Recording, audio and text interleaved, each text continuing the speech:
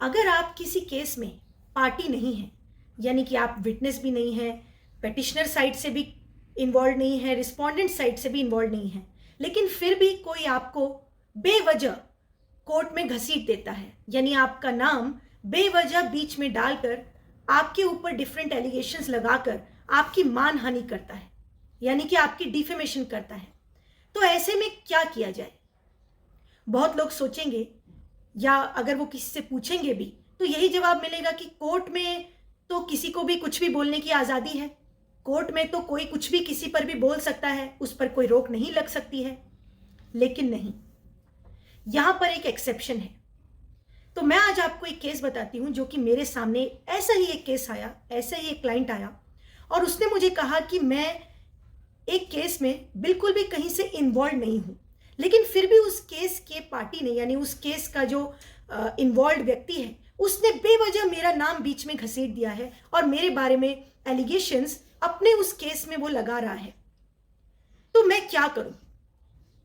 ऐसे में मेरी मानहानि भी हो रही है, लेकिन मैं कुछ कर नहीं पा रहा हूं, क्योंकि मैं किसी से पूछता हूं तो सब लोग कहते हैं कि वो तो कोर्ट में बोला है उसने। कोर्ट में तो कोई मानहानि नहीं होती है, पब्लिक में बोला होता, न्यूज़पेपर में बोला होता तो मानहानि होती। तो मैंने कहा कि नहीं, आओ मैं तुमको केस करवाती हूं, और हमने फिर डिफेमेशन सूट फाइल किया, मानहानि का सिविल केस, सिविल मुकदमा फाइल किया और कोर्ट में हमने डैमेजेस मांगे। और कोर्ट के सामने जब ये प्रश्न आया कि ये तो जो डिफेमेटरी एलिगेशंस आपने यहां पर बताए हैं, ये तो कोर्ट में बोली हुई बात है, यहां पर तो इस व्यक्ति ने जिसने डिफेमेटरी बातें बोली हैं आपके प्लेंटिफ के ऊपर, वो तो कोर्ट में बोली हैं, तो कोर्ट में बोली हुई बात क्या डिफेमेशन होती है? जब ये सवाल कोर्ट के सामने आया तो मैंने कोर्ट के सामने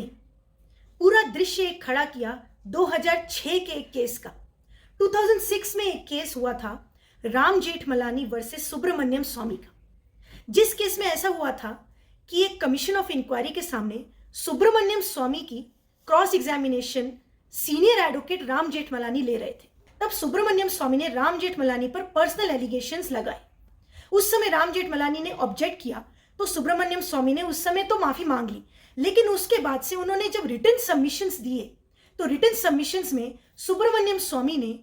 राम जेठमलानी के ऊपर पर्सनल एलिगेशंस लगाते हुए ये कहा कि एलटीटी की तरफ से बहुत सारा पैसा जो है वो राम जेठमलानी के बेटे को भी ट्रांसफर हुआ है। वो केस था राजीव गांधी के एसेसिनेशन का, जिसमें कि सुब्रमण्यम स्वामी गवाही देने आए हुए थे, जिसमें उन्होंने एलिगेशन उस समय के तमिलनाडु के चीफ मिनिस्टर पर लगाया था। तो उस समय रिटन सबमिशंस में राम जेठमलानी, जो कि तमिलनाडु के चीफ मिनिस्टर जयललिता के वकील थे, उन पर पर्सनल एलिगेशंस लगाते हुए रिटन सबमिशंस में एक ऐसा सबमिशन किया कि राम जेठमलानी का भी एलटीटी के साथ में लिंक है और मनी ट्रांजैक्शंस हैं। इस पर राम जेठमलानी ने, इस पर्टिकुलर सबमिशन पर, इस एलिगेशन पर राम जेठमलानी ने सुब्रमण्यम स्वामी के ऊपर सिविल डिफेमेशन का सूट फाइल किया था। और उस सूट में राम जेठमलानी ने डैमेजेस क्लेम किए और कहा कि ये जो एलिगेशन सुब्रमण्यम स्वामी ने मेरे ऊपर लगाया है ये बिल्कुल बेसलेस है, झूठ है, और इससे मेरी डिफेमेशन हुई है, तो मुझे डैमेजेस चाहिए मेरे डिफेमेशन के। तब उस समय भी यही प्रश्न सामने आया था कि ये तो एक कमीशन ऑफ इंक्वायरी के सामने सुब्रमण्यम स्वामी ने रिटन सबमिशंस दिए हैं, तो क्या ऐसे में भी डिफेमेशन हो सकता है? क्योंकि हमारे देश में जो सिविल लॉ है डिफेमेशन का, वो कोडिफाइड नहीं है, यानी कि उसका पर्टिकुलर कोई एक्ट नहीं है, कोई लॉ नहीं है कोडिफाइड, लेकिन वो इंग्लिश लॉ से चलता है। और इंग्लिश लॉ में ऐसा कहा जाता है कि एब्सोल्यूट प्रिविलेज होती है, यानी कि अगर कोई व्यक्ति कोर्ट में कोई बात बोलता है, चाहे वो विटनेस बन के या पार्टी कोई भी सबमिशंस देती है, तो वो एब्सोल्यूट प्रिविलेज के अंतर्गत आता है, यानी उसको प्रिविलेज है वहां पर कुछ भी बोलने की। यानी कि अगर कोई कोर्ट में कोई भी बात बोलता है तो एब्सोल्यूट प्रिविलेज की वजह से उसके ऊपर डिफेमेशन नहीं हो सकता है, मानहानि का केस नहीं हो सकता है। यही प्रश्न उस समय सुब्रमण्यम स्वामी और राम जेठमलानी के केस में आया। तब राम जेठमलानी ने उस समय ये आर्गुमेंट दिया कि यहां पर एब्सोल्यूट प्रिविलेज लागू नहीं होगा, क्योंकि मैं इस केस में पार्टी नहीं था, मैं एज ए लॉयर वहां पर खड़ा था, और लॉयर खड़े होते हुए मेरी उस केस में कोई पर्सनल इन्वॉल्वमेंट नहीं थी, मैं उस केस में कोई पार्टी नहीं, विटनेस नहीं,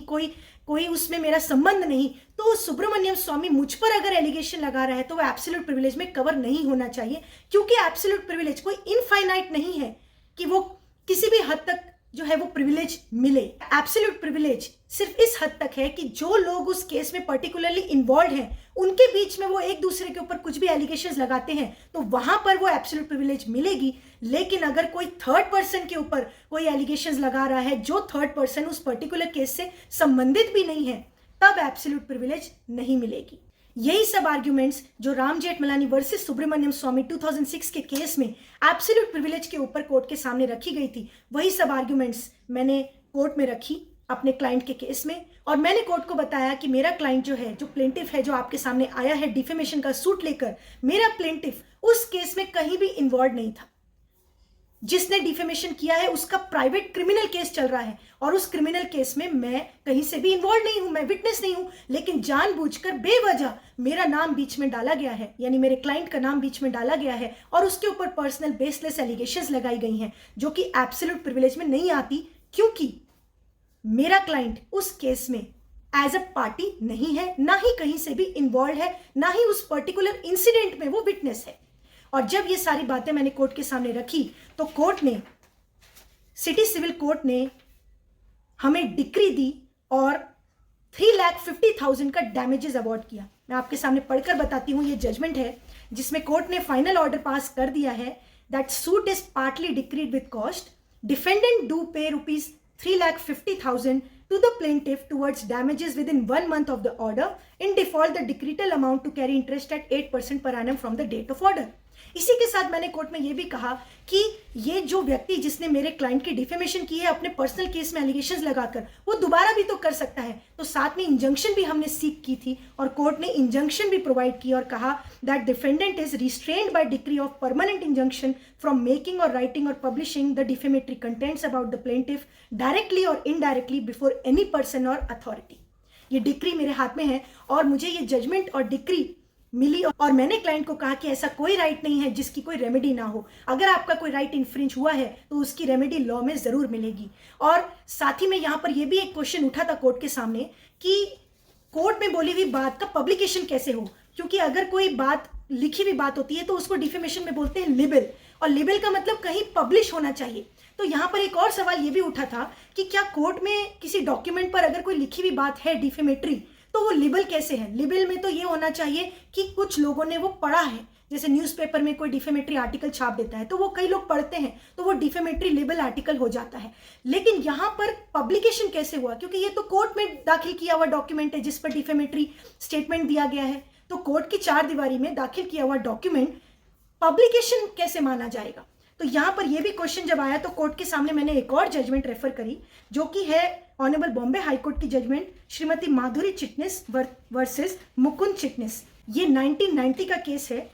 1990 SCC ऑनलाइन बॉम्बे 410। ये केस है जिसमें कि बॉम्बे हाई कोर्ट ने ये हेल्ड किया है कि अगर कोई कोर्ट का डॉक्यूमेंट है तो वो पब्लिक डॉक्यूमेंट होता है और पब्लिक डॉक्यूमेंट पर बोली हुई बात पब्लिक के लिए ओपन होती है और वो पब्लिकेशन ही मानी जाती है। और